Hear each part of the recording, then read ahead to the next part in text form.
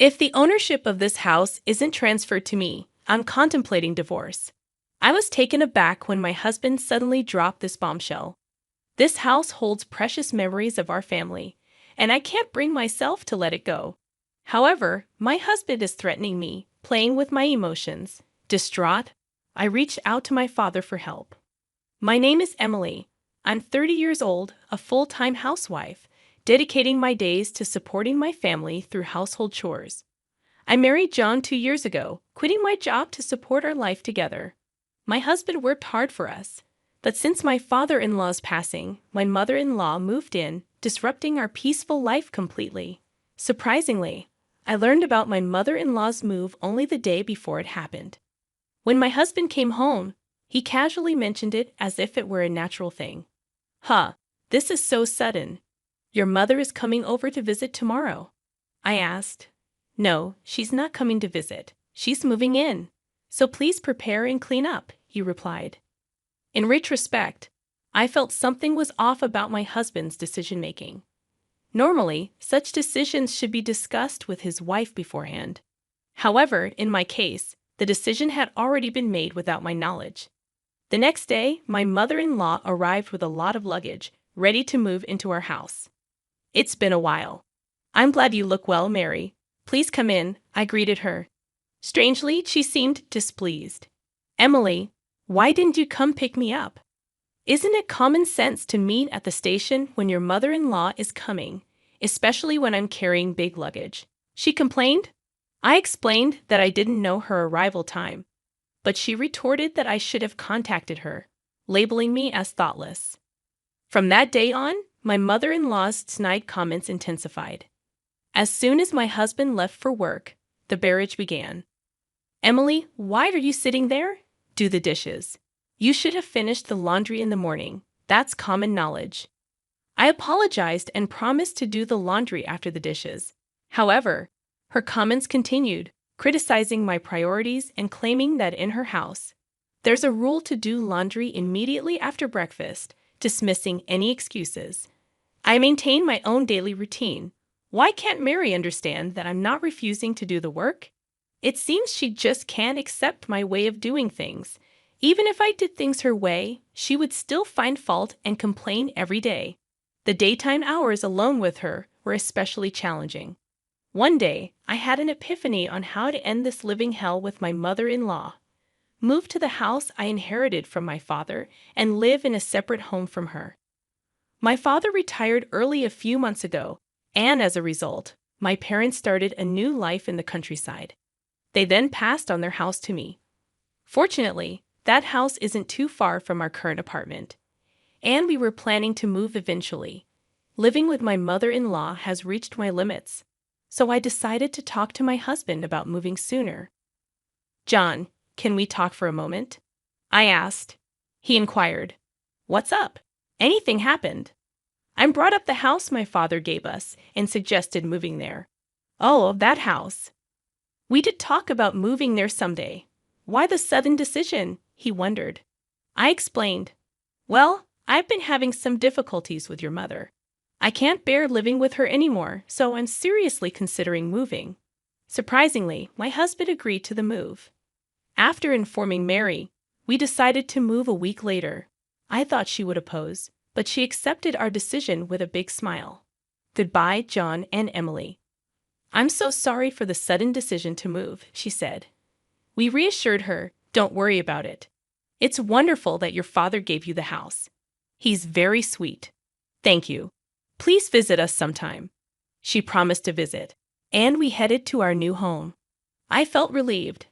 I wouldn't have to hear snide remarks from her anymore. From now on, I could live freely at my own pace. Although I thought she might oppose, I'm glad I consulted John. However, my peace did not last. While I could keep a distance from my mother-in-law and reduce stress, my husband started coming home late. It wasn't just late returns. There were days when he wouldn't come home at all. He was visiting his mother, defending his actions by saying he was worried about her. It became too frequent, disrupting my daily life. One day, I realized this couldn't go on. I sat him down for a talk. John, you've been coming home really late lately, and sometimes you don't even come home at all. Is that so? I'm just worried about my mother, he replied. That's not the point. At least let me know beforehand that you'll be late so I'll know I don't have to prepare dinner. Since you're a housewife and always at home, you can eat the leftovers for lunch the next day, right? So you're saying I should just accept everything quietly because I'm a housewife? Are you saying we shouldn't talk about this? Isn't that the truth? Housewives just relax at home, right? What? What are you saying? Anyway, I'm worried about leaving my mother alone. Ellie will be coming back soon, and I need to discuss some things with her. Wait, Ellie is coming back. Ellie is John's sister who currently lives abroad for work. It was the first time I heard she's coming back, but what does he need to discuss with her? Curious, I asked my husband. We're moving Ellie here to live with us. What? Live together? Yes, she kept saying she wanted a big house like the one she lived abroad. That's why I thought of letting her stay in this house. I don't understand. Suddenly informed of this, I couldn't think of anything. Is my sister-in-law going to live in this house? I was just able to escape Mary's bickering, and now his sister. Wait a minute. Why is Ellie going to live in this house? This is the house that I inherited from my father. It's unnatural. This is the only big house that would satisfy Ellie. The apartment where we used to live is now where my mother stays, and it's too small for 4 people. Don't just decide on your own. I never intended to live with Ellie. Oh, I don't plan to live together either. I intend to give this house to Ellie. What? Why? Because we plan to move back with my mother. Ellie can use this house freely. I was taken aback by my husband's unreasonable proposal and felt like fainting. Despite my repeated insistence that I had no intention of living with my mother-in-law, my husband eventually became furious. Can't you be a little more considerate? You can live because of me, so just do as I say. Enough is enough. Enough of your jokes. This house is precious to me, inherited from my father. Why should I give it to Ellie? Such a wonderful house is wasted on you, isn't it?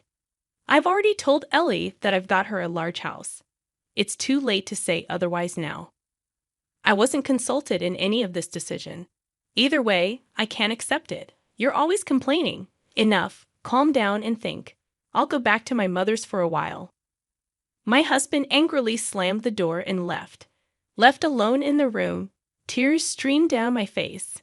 I couldn't understand why my husband decided everything on his own. It's unimaginable that he intends to give away the house. I inherited my father's house, but my husband insisted on giving it to my sister-in-law, Ellie. Every day, he bombarded me with messages, asking if I had calmed down and urging me to come back soon. Each time, I had to firmly tell him that I had no intention of agreeing. Then, one day, he sent a message that read, "Hey, Emily, when will you come here and live with me? Stop nagging. I've said it so many times. I have no intention of living with Mary, moving there, and giving this house to Ellie. I've already told Ellie, stop being selfish. She might be coming back this week, so there's no time. Why should I give up my house for your family? I inherited this house from my father. Don't decide on your own. Who do you think you're talking to? Even my mother is furious. I'm at my wit's end. That's not my problem. You're ignoring my feelings." My husband let out a big sigh over the phone, clearly frustrated. Then he said something shocking. "If you can't listen to me, then let's divorce. Hand over the house to Ellie. Leave by tomorrow." At that moment, my love for my husband quickly faded. Threatening me with the word divorce was utterly despicable, and I couldn't possibly forgive him. To use divorce as a threat without considering someone's feelings was unacceptable. I couldn't let these people have their way. As I burned with anger, my husband continued to speak with a triumphant and dominating tone. "Listen, if you don't leave by tomorrow, I'll really divorce you. Got it?" "Wait, are you serious?" I asked, shocked. "Of course I am. You don't have a choice. What will you do if you, a housewife, get divorced? You can't survive. Enough, I get it. Good. Hurry up and move over here. My mother is looking forward to disciplining you." He hung up the phone with a confident tone, thinking I would do as he said. After that call, I made up my mind and decided to seek help from my father for a plan. The next day came, and I calmly replied, "Yes, everything's ready," when asked about the move. Curious about Ellie's return, my husband inquired, "By the way, I'm curious about when Ellie will be back." "She'll be back tomorrow." "Why are you so obsessed with Ellie?" "Between you and me, she seems to have made a lot from stock investments. I see, so if you provide her with the house, maybe you can ask for financial help." "That's so like you. Anyway, you need to leave that house today. It's inconvenient for all of us." "Don't worry. I've already moved," I said calmly. "What? What do you mean?" My husband seemed genuinely surprised. "I knew it. You don't want to divorce me, do you?" "Naturally. Without an income, you can't survive. But all of this is coming to an end. We're still married now, so that's why we're talking." "Wait, what? I can only think about divorce now." My husband was clearly shaken by my words. "You promised to move out of that house, right, and live with me? But you've already moved." "What are you saying?" "Of course, I won't live in a house with a husband who decides everything on his own and a bullying mother-in-law." "Huh. Why are you including me? You promised to move out for Ellie." "I said I've already moved, didn't I?" "I did as you said. Enough with the jokes. Where are you now?" My husband's tone was panicky, and he was clearly losing his cool. "Actually, I'm at my parents' house." "Why did I move to my parents' rural home?" "I don't plan on returning to where you guys are," I declared to my husband. He replied with a hint of relief in his voice. "You should have told me that sooner. If I could just give that house to Ellie, it doesn't matter where you live. It would require $3,300,000, he explained. $3,300,000? What? I exclaimed. I put the house I got from my father up for sale. So if you really want to give it to Ellie, buy it for $3,300,000 and then hand it over, he calmly stated. What? Are you joking? I'm serious, he insisted. The house was still in my father's name, so I asked him to sell it. In reality, what I asked my father for was to sell the house. My father had always said, if something happens, contact me. You can live or sell this house as you like. I'll help you. As a result of the valuation, a price of $3,300,000 was proposed, which I gladly agreed to and put the house on the market immediately. My husband probably never saw this coming. Consumed with anger, he spat out insults. Why are you doing this without asking me? This is unforgivable. Dan, I retorted. I'm not asking for nor do I need your approval. We're getting divorced soon anyway. I don't care. Do you understand your position? You'll be the one in trouble if we divorce since you don't have an income. You're just a housewife. I'd rather struggle on my own than be with you forever. Listen, Ellie will be coming back soon. I told you, I'm relying on Ellie's money, didn't I? So, what? Like I said, if you want to let dear Ellie live in that house, just buy it for $3,300,000. That is if you can. What? That's impossible. If Ellie has made a lot of money from her investments, I don't see why she can't afford it. I don't know how much she made, but that's too much. She can never afford it, my husband insisted, maintaining his domineering attitude. I felt it was foolish to spend any more time on him and unleashed everything I wanted to say. I'm done with you and this ridiculous mess. Did you think threatening divorce would make me give up the house? If you thought being a housewife meant I'd do whatever you say, you're so wrong. Hey, let's calm down and talk. I am calm. Isn't it you who's panicking? I won't be controlled by you or your family anymore. Stay out of my life. Go to hell with your beloved mother, you mama's boy. I shouted loudly enough for the whole neighborhood to hear, then abruptly hung up the phone. Of course, I'd had enough of these insane calls from my husband, so I blocked his number. I immediately consulted my lawyer and decided to request a divorce. It took some time, but the divorce was finalized, recognizing my husband's fault. He and Mary still live in that apartment. As for Ellie, they couldn't provide the large house she wanted, and she was furious, claiming this wasn't the deal and made a U-turn back overseas. My ex-husband's plan to seek financial assistance from his successful sister fell through. Now, he seems to be struggling financially, having to pay me alimony and support his mother. As long as he continues to live with such a selfish mother, his life will never be prosperous.